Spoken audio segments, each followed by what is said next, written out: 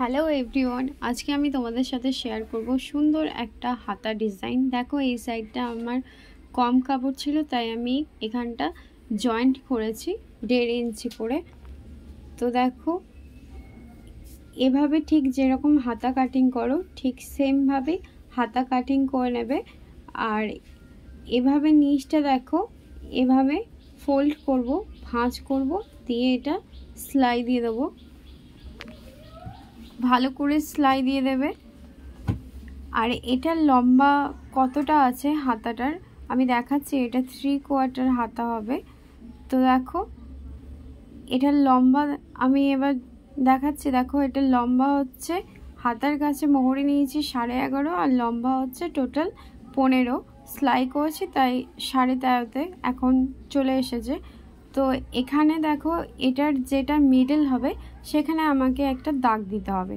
তো এখানে মিডল হলো 5.5, 5.5-এ আমি 5.5-এর একটু কম মিডিলে আমি দাগ দিলাম। আর ওপরের লম্বাটা নেব 6 ইঞ্চি।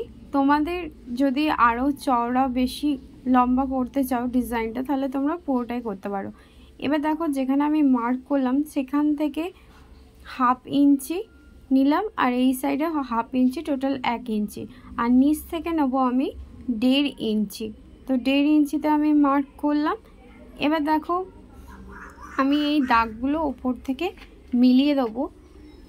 ওপরের যে 1 ইঞ্চি নিয়েছিলাম সেই সাইড থেকে 1/2 ইঞ্চিতে মেলালাম, আর মাঝে দাগটা আর সাইডেও মিলিয়ে দিলাম। এরকম 3টে দাগ। এই হাতা ডিজাইনটা খুবই ইজি, তোমরা ভিডিওটা ভালো করে দেখো তাহলে বুঝতে পারবে। তাহলে ওপর থেকে দেখো আমার 1 ইঞ্চি আর নিচ থেকে 1.5 ইঞ্চি টোটাল আমি মাপ নিয়েছি। এবার দেখো এটা আমি চওড়া পট্টি কেটে নিয়েছি 2 ইঞ্চি। দু সাইডে সমান মাপ থাকবে 2 ইঞ্চি, আর লম্বা যতটা দরকার আমরা ততটাই নেব। তো নিচ থেকে এতটা ভাঁজ করে নিলাম, 2 ভাঁজে ভাঁজ করে নিলাম। এবার আমরা এটাকে জয়েন্ট করব। তো এভাবে রাখবো, দিয়ে যেই আমাদের ভেতরের দাগটা আছে সাইডে সেই দাগটার ওপর দিয়ে আমাদেরকে সেলাই করতে হবে। তো এভাবে আমরা রেখে 1/2 ইঞ্চি দাগটা না বুঝতে পারলেও 1/2 ইঞ্চি করে সেলাই দিয়ে দেবে। তো এভাবে আমি সেলাই দিয়ে দিলাম। ওপরটাও দেখো এভাবে মুড়িয়ে সেলাই দিয়ে দিলাম। এবার এটাকে আমরা বার করে আনবো। দেখো এভাবে সাইডটা সেলাই দিয়ে দিলাম। এবার এইটা যেই চওড়া পট্টিটা আছে সেইটাকে এভাবে ভাঁজ করে যেই এই সাইডে দাগটা ছিল আর 1/2 ইঞ্চিতে সেখানে ভাঁজ করে রাখলাম। এবার একটা সেলাই দিয়ে দেবো। নিচ থেকে দেখো আমাদের 1 ইঞ্চি থাকবে, আর ওপর থেকেও আমাদের 1 ইঞ্চি থাকবে।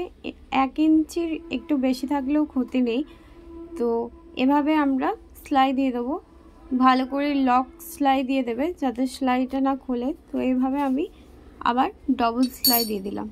ওপরটাও সেলাই দিয়ে দিয়েছি, শুধু নিচের কাজটা মুখটার কাছে সেলাই দিইনি। তো এইভাবে সেলাই দিয়ে দিয়েছি। দেখো এটা সোজা দিক। এবার দেখো পট্টিটা কিন্তু উল্টো দিকেই লাগাবে। এবার আমি একটা দড়ি নিয়ে নিয়েছি। এই দড়িটাকে আমাদের এর ভেতরে অ্যাডজাস্ট করতে হবে। তাহলে কোনো পিনের সাহায্যে তোমরা এই দড়িটাকে এর ভেতরের মধ্যে অ্যাডজাস্ট করবে। তো আমি এভাবে দেখো এই পিনটার সাহায্যে দড়িটা ভেতরে ঢুকিয়ে দিচ্ছি। এভাবে পুরো দড়িটা ঢুকিয়ে দেবে যেন মাঝখানটা তুমি সেলাই দিতে পারো। মাঝখানটা যেন ফাঁকা থাকে, দু সাইডে ফিতে দুটো থাকে। তো এভাবে আমি সেলাই দিয়ে দেবো। ওপরেও ফিতেটা যেখানটা আছে সেখানটা সেলাই দেবো, আর 1 ইঞ্চি বাদ দিয়ে ওপর থেকে সেলাই দেবে, 1 ইঞ্চি ফাঁকা রাখবে ওপরটা। তো এভাবে আমি আবার একটা ডবল সেলাই দিয়ে দিলাম। এভাবে সেলাই দিয়ে দিলাম। দেখো মাঝখান দিয়ে সেলাইটা দিয়ে দিলাম, আর এইটা সোজা দিক। দেখো সেলাইটা একদম ঠিক হয়েছে। এবার দেখো এভাবে যখন আমরা টানবো ঠিক এরকম ভাঁজ হয়ে যাবে প্রজাপতির মতন। হাতের কাছে খুবই ভালো লাগবে এই ডিজাইনটা। আর এই নিচের মধ্যে তোমরা চাইলে কোনো ফুল বা কিছু অ্যাড করতে পারো। তো আমি এখানে কাপড়ের সাহায্যে এই যে এখানে লটকানের মতন দুটো বানিয়ে নেব। তো এইভাবে ভাঁজ করে সেলাই দিয়ে দিলাম। তোমাদের যেমন ইচ্ছে সেরকম তোমরা এই নিচে দইটার মধ্যে অ্যাড করতে পারো, না চাইলে নাও করতে পারো, লম্বা রাখতে পারো দইটা। তো এভাবে দেখো আমি সেলাই দিয়ে দিলাম। এবার এটাকে যখন আমি ওপেন করব, এই দেখো একটা সুন্দর লাটকানের মতন হয়ে গেল। আরেকটা দড়ি আছে ওর মধ্যেও লাটকান অ্যাড করব, দেখো আমি অ্যাড করে নিয়েছি। এবার দেখো ফাইনাল লুকটা। এভাবে যখন আমরা দই দুটো টানবো তখন ঠিক এরকম সুন্দর প্রজাপতির মতন ভাঁজ হয়ে যাবে। হাতের কাছে ডিজাইনটা খুবই ভালো লাগবে।